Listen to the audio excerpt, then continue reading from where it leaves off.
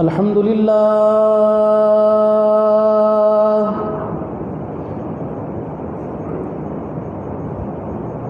الحمد للہ نحمده ونستعینه ونستغفره ونؤمن به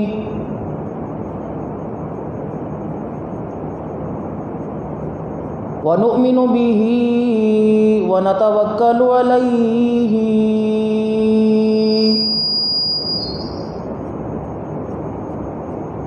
ونعوذ باللہ من شرور انفسنا ومن سیئات اعمالنا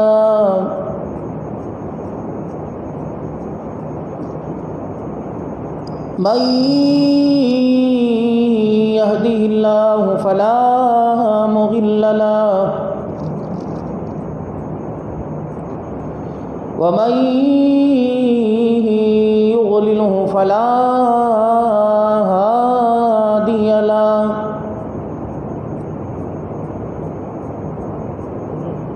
ونشهد أن لا إله إلا الله وحده لا شريك له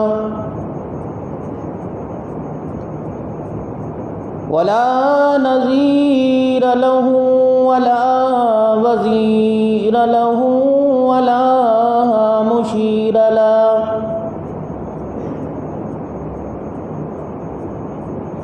ولا معين له ولا مثل له ولا مثال له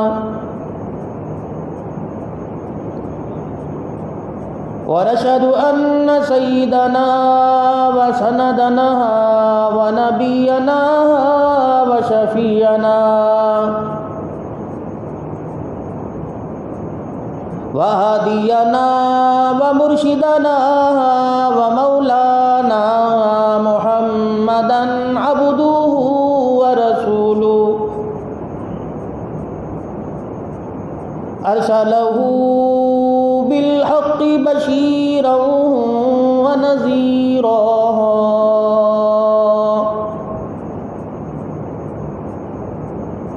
وصلى الله تعالى عليه وعلى آله وأصحابه وأزواجه وذرياته وأهل بيته وبارك وسلم تسليما كثيرا كثيرا.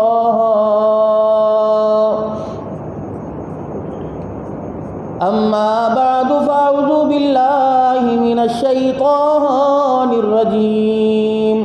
بسم الله الرحمن الرحيم.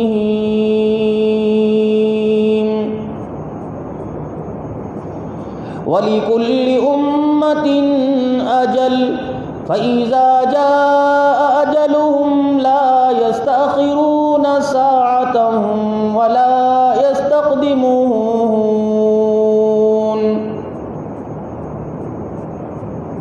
وقال الله سبحانه وتعالى ألم تر كيف فعل ربك بعاد إرم ذات العماد التي لم يخلق مثلها في البلاد. وقال الله سبحانه وتعالى لقد كان لكم في رسول الله أسوة حسنة. صدق الله مولانا العلي العظيم وبلغنا رسوله النبي الكريم ونحن على ذلك لمن الشاهدين والشاكرين والحمد لله رب العالمين.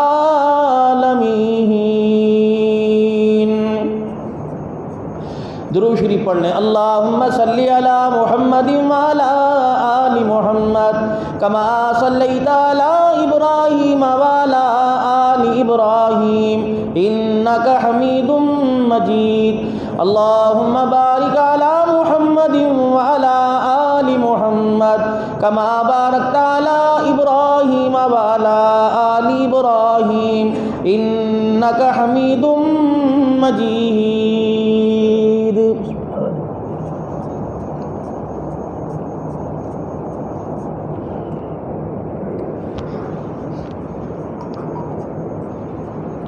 انتہائی واجب الاحترام بزرگوں، عزیز و دوستوں،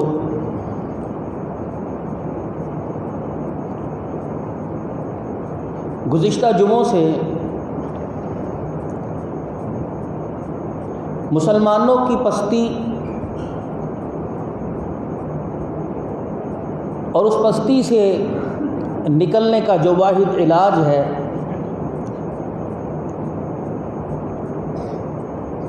اس موضوع کو سامنے رکھ کر گفتگو ہو رہی ہے۔ آج کا یہ بابرکت دن جسے سید الایام کہا، تمام دنوں کا سردار ہے، جمعۃ المبارک کا دن ہے۔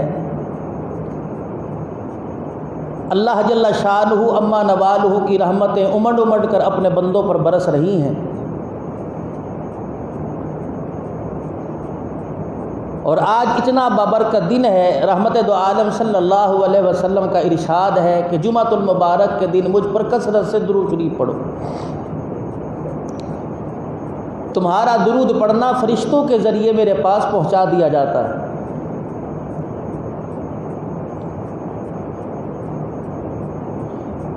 تو اس وقت پوری دنیا کی موجودہ صورتحال یہ بتلا رہی ہے کہ صرف انسان کی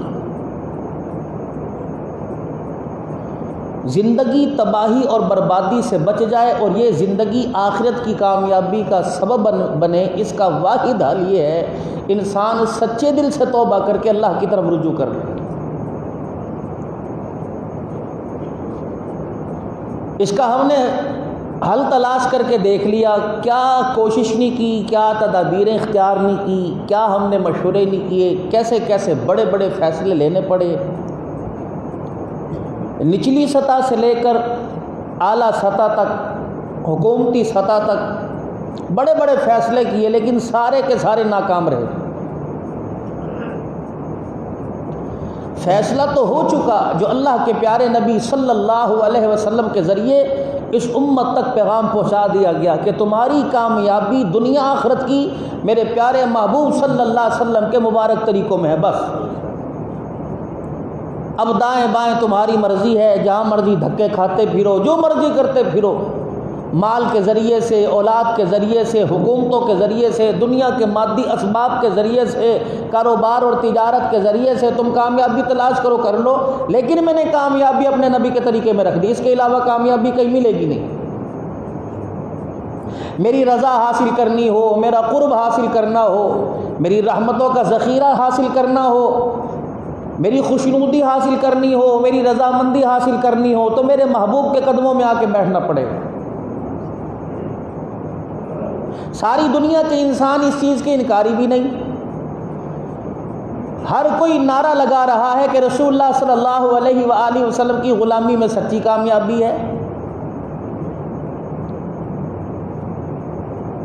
رحمت دو عالم صلی اللہ علیہ وسلم کی بعثت ہوئی، دنیا میں تشریف لائے، ایک آدمی کہتا ہے کہ میں انکاری ہے، وہ تو قیامت تک کے لیے مردود اور راندہ ہوا ہو گیا۔ جو حضور کی ختم نبوت کا اقرار کرتا ہے، اس نے حضور کی ذات کو مانا۔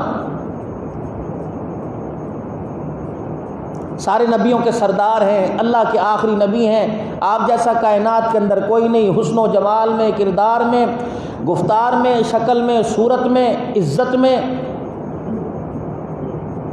رحمت دو عالم صلی اللہ علیہ وسلم جیسا قیامت کی صورت تک کوئی نہیں آئے گا۔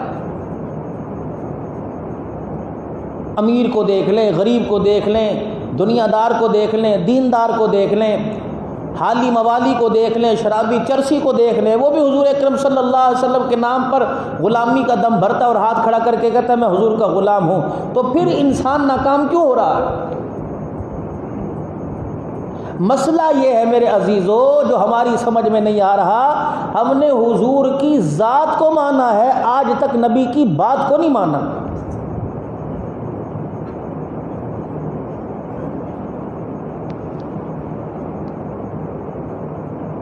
یہ پچھلی قوموں کی طرح، حضرت شعیب علیہ السلام کی قوم نے کہا تھا اے شعیب اگر ہمارے تیری قوم کا خیال نہ ہوتا، قال یا قوم ارحت علیکم عز الیکم من اللہ، اور ظالموں تم قوم کا خیال کرتے ہو، اللہ کا تمہیں خیال نہیں آتا؟ لرجمناک کا کہنے لگے ہم تجھے سنسار کر دیتے۔ اے شعیب اگر ہمیں ہماری قوم کا خیال نہ ہوتا، ہماری برادری سامنے نہ ہوتی، تیرا خاندان سامنے نہ ہوتا، ہم لراجم کب سے تجھے پتھر مار مار کے ختم کر دیتے۔ آپ نے فرمایا تمہیں شرم نہیں آتی؟ تم برادری کا خیال کرتے ہو، اللہ کا تمہیں خیال نہیں آتا؟ کوڑا نبی تھا، سیدھی بات تو سارے نبی کرتے۔ اس پیغمبر کو اللہ کی طرف سے ایک خطاب ملا، امت نے خطاب دیا، خطیب الانبیاء، صاف ستھری بات کرنا، یہاں تک ایسی صاف ستھری بات کی کہ ان کے گھر والے بھی ان کے مخالف ہو گئے۔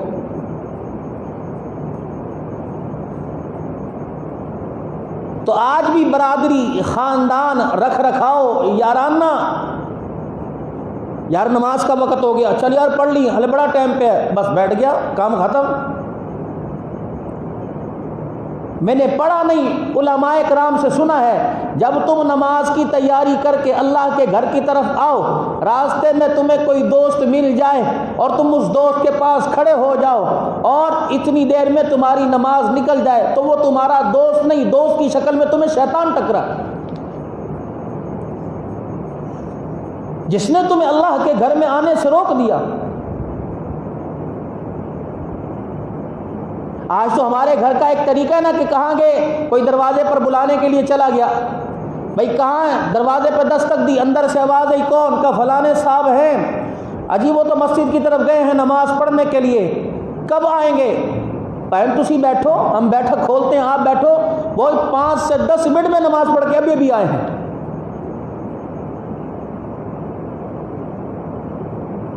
اور اگر یہی کاروبار ہو، دروازے پر دستک دے کوئی آئے اور آ کے کہے کہ فلاں ہیں، جی وہ تو کام پر چلا گیا ہے، پتہ نہیں شام کو آئے، دوپہر کو آئے، جب کام ختم ہوگا تب آئے گا، ہمیں بتا کے نہیں گیا کس وقت آئے گا۔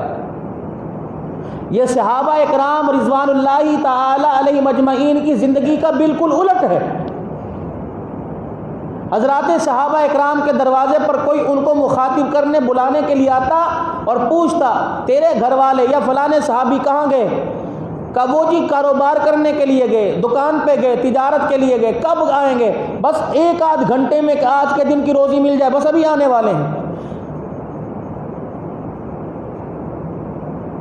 اور اگر آواز لگ جاتی اللہ کے دین کی طرف بلانے کی تو گھر میں سے جواب آتا رسول اللہ صلی اللہ علیہ وسلم نے انہیں بلایا ہے، یا وہ نماز پڑھنے کے لیے گئے ہیں، کب آئیں گے؟ وہ دروازے سے نکلتا ہوا کہہ کے گیا ہے، اگر اللہ کا دین دنیا کے اندر پھیل گیا اور میری ذمہ داری پوری ہو گئی تو انشاءاللہ واپس آ جاؤں گا، ورنہ میرا انتظار نہ کرنا، حضور کے حوض کوثر پر ملاقات ہوگی۔ بھائی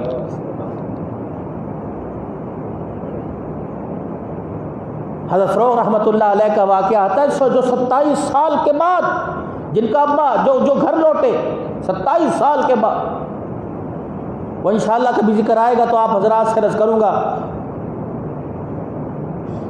آج تو ہم نے دین کو مذاق بنا رکھا ہے، گناہ کو گناہ نہیں سمجھتے۔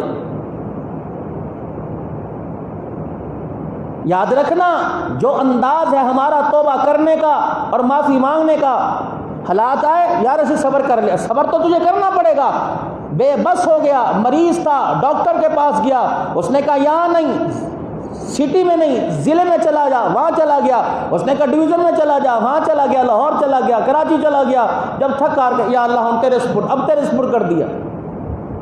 یہ تو نے اسباب کے سارے دروازوں پر دستک دی، تب تھک ہار کے بیٹھ گیا، جب ہر طرف سے نا امید ہو گیا، اب کہتے ہیں میں صبر کر گیا، نہیں، یہ صبر نہیں ہے۔ خدا کا قرآن کہتا ہے انہ من یتقی ویصبر، صبر کو تو ہم نے تقوی کے ساتھ جوڑا ہے۔